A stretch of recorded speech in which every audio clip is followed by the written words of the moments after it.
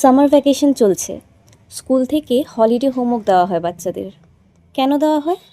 যাতে বাচ্চারা এই ১ মাসের ছুটিটা শুধুই খেলাধুলো আর ঘোরাফেরা করে নষ্ট না করে একটু পড়াশোনা আর অন্য ক্রিয়েটিভ ওয়ার্কগুলোতেও নিজেকে এঙ্গেজ রাখতে পারে। কিন্তু কিছু প্যারেন্টস এমন আছেন, আমি স্পেশালি মায়েদের কথা বলছি, যারা নাকি এই হলিডে হোমওয়ার্কগুলো নিজের বাচ্চাকে দিয়ে না করিয়ে হয়তো নিজেই করে ফেলে, নয়তো টিউশন টিচারকে দিয়ে করায়, আর নয়তো পাশের বাড়ির কাউকে দিয়ে করায়। ওনারা যে কী ভেবে এটা করে আমি ঠিক বুঝতে পারি না। এমন তো না যে অন্য কাউকে দিয়ে সুন্দর করে হোমওয়ার্কগুলো করালে বাচ্চাটা এক্সামে বেশি মার্কস পাবে, বরং বাচ্চারা নিজে এই হোমওয়ার্কগুলো করলে ওরা কিছু শিখবে, ওদের কনফিডেন্স বাড়বে। দরকার হলে আপনি একটু গাইড করে দিন না কিভাবে করতে হবে। এসব কাজ বাচ্চাদের দিয়ে না করিয়ে আজকাল মায়েরা কি করে, নিজেদের সুবিধের জন্য বাচ্চাদের হাতে একটা মোবাইল ধরিয়ে দেয় আর নিজেরা কাজ করতে থাকে। এতে যে বাচ্চাগুলোর কতটা ক্ষতি হচ্ছে সেটা তারা রিয়েলাইজ করতে পারছে না।